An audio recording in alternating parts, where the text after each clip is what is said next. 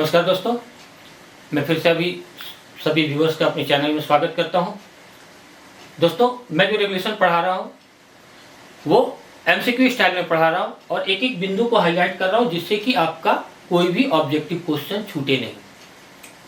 तो इस क्रम में दोस्तों अभी तक हम लोगों ने रेगुलेशन 6 तक की चर्चा कर ली है।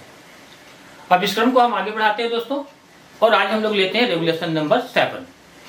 अब रेगुलेशन नंबर 7 में क्या बोलता है दोस्तों कि notice of change in ownership and appointment of agent manager etc.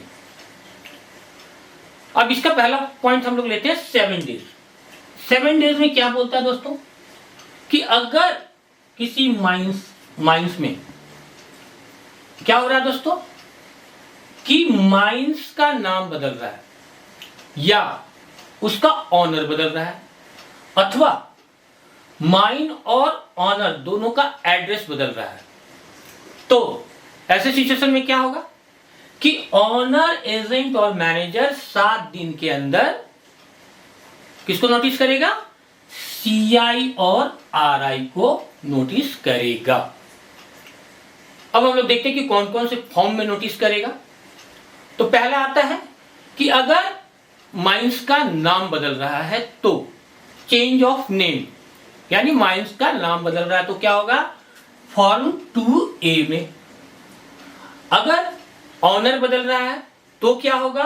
Form 2B में। और अगर ऑनर, एजेंट और मैनेजर का एड्रेस चेंज हो रहा है तो ऐसे सिचुएशन में क्या होगा? हम किस में नोटिस करेंगे?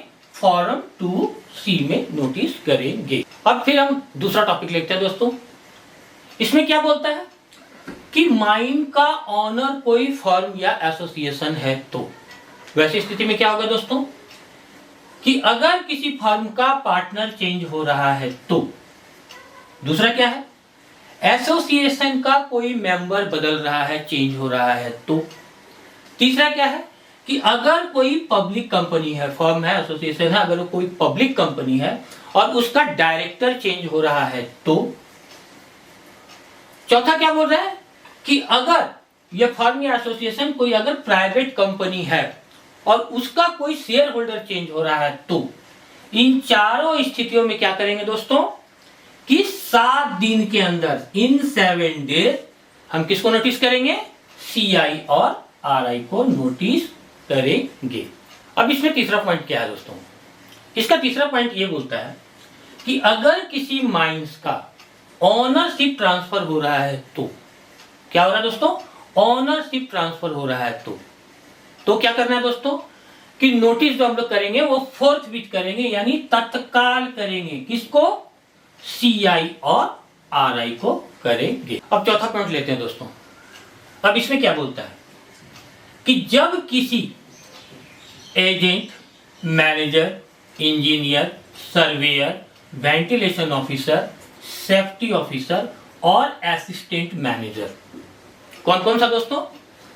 Agent, manager, engineer, surveyor, ventilation officer, safety officer और असिस्टेंट मैनेजर की अपॉइंटमेंट की जाती है, यानी नियुक्ति की जाती है। दूसरा, अगर वो अपॉइंटमेंट या वो नियुक्ति समाप्त की जाए। और तीसरा इसमें क्या बोलता है दोस्तों कि अगर वो आदमी खुद उस पोस्ट को, उस अपॉइंटमेंट को छोड़ देता है तो। अथवा क्या है कि एजेंट और मैनेजर के एड्रेस में चेंज होता है तो। कौन कौन सा दोस्त इसमें पॉइंट है कि अगर agent, manager, engineer, surveyor, ventilation officer, safety officer और एसीएम की अपॉइंटमेंट की जाती है, अगर अपॉइंटमेंट समाप्त की जाती है, या अगर खुद ये सारे पोस्ट के अधिकारी क्या हैं कि अपने पोस्ट को छोड़ दें तो। अथवा एजेंट और मैनेजर के एड्रेस में चेंज होता है तो। ऐसी स्थिति में क्या करेंगे दोस्तों कि एजेंट, ऑनर और मैनेजर ऐसे अपॉइंटमेंट, समाप्ति और चेंज के डेट से 7 दिन के अंदर किसको नोटिस करेगा दोस्तों? सीआई और आरआई को नोटिस करेगा।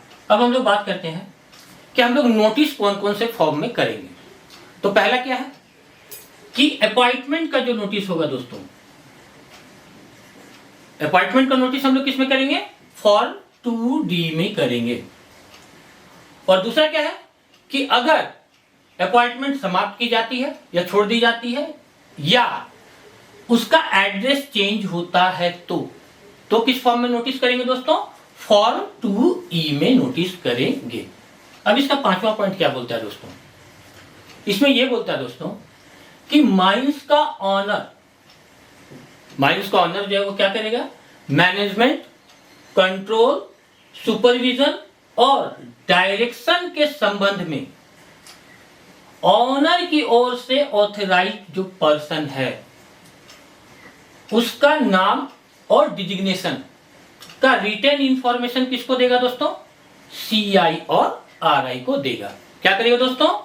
कि माइंस का जो ऑनर है वो क्या करेगा? मैनेजमेंट, कंट्रोल, सुपरविजन और डायरेक्शन के संबंध में जो ऑथराइजेशन पर्सन है, ऑथराइज जो पर्सन है उसका क्या करेगा? नेम और डिजिग्नेशन रिटन इंफॉर्मेशन के साथ में किसको देगा? CI और RI को देगा। लेकिन दोस्तों इसमें एक और टर्म आता है, क्या है कि अगर इस तरह का इंफॉर्मेशन में किसी भी तरह का चेंज होता है तो क्या करेंगे दोस्तों? कि 7 दिन के अंदर में किसको इंफॉर्मेशन करेंगे? किसको नोटिस करेंगे? CI और RI को नोटिस करेंगे, सूचना देंगे। अब हम लोग आगे बढ़ते हैं दोस्तों, रेगुलेशन 8। अब रेगुलेशन 8 में क्या बोलता है दोस्तों? कि नोटिस ऑफ डेंजरस ऑक्यूरेंस और एक्सीडेंट। इसमें 4 पॉइंट है दोस्तों। पहला पॉइंट क्या है? 24 आवर। अब इस 24 आवर में क्या है दोस्तों? कि अगर किसी माइंस में एक्सीडेंट हो जाता है तो क्या करेंगे? मैनेजर 24 घंटे के अंदर में किसको नोटिस करेगा? डिस्ट्रिक्ट मजिस्ट्रेट, CI और RI को नोटिस करेगा। इसका दूसरा टॉपिक क्या है दोस्तों? 14 डेज। अगर किसी माइंस में एक्सीडेंट हो गया है तब क्या होगा? कि ऑनर, एजेंट और मैनेजर क्या करेगा?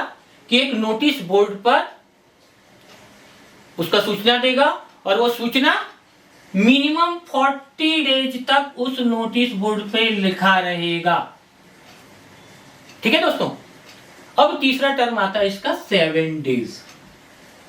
अब इसमें क्या बोलता है कि अगर माइंस में एक्सीडेंट हो गया तो इसका जो रिकॉर्ड है वो क्या करेगा?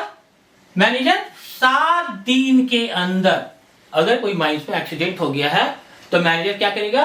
उस रिकॉर्ड का जो विवरण है, वो रिकॉर्ड जो है एक्सीडेंट जो हुआ है उसका जो विवरण है, रिकॉर्ड है, वो क्या करेगा?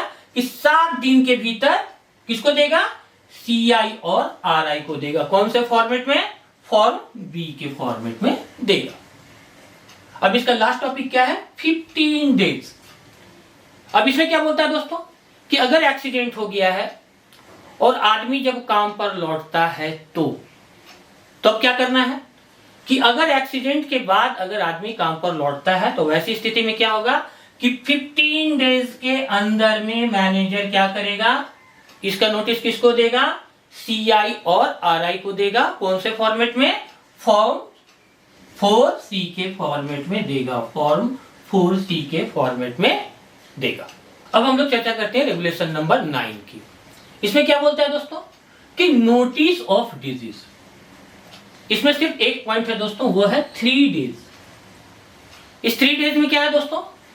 कि माइंस में अपॉइंट किसी व्यक्ति को अगर गंभीर डिजीज हो जाता है तो वैसी स्थिति में मैनेजर क्या करेगा दोस्तों? CI, RI, inspector of mines medical, district magistrate और कंपनसेशन से रिलेटेड जो ऑफिसर होगा उसको क्या करेगा? 3 दिन के अंदर में नोटिस करेगा। कौन से फॉर्मेट में? फॉर्म 5 के फॉर्मेट में नोटिस करेगा। आज हम लोग रेगुलेशन को यहीं तक रखते हैं दोस्तों। और दोस्तों मैं सभी व्यूअर्स से आग्रह करूंगा कि प्लीज सब्सक्राइब, अगर मेरा वीडियो आपको पसंद आ रहा है तो प्लीज सब्सक्राइब कीजिए, शेयर कीजिए और कमेंट जरूर कीजिए दोस्तों। धन्यवाद।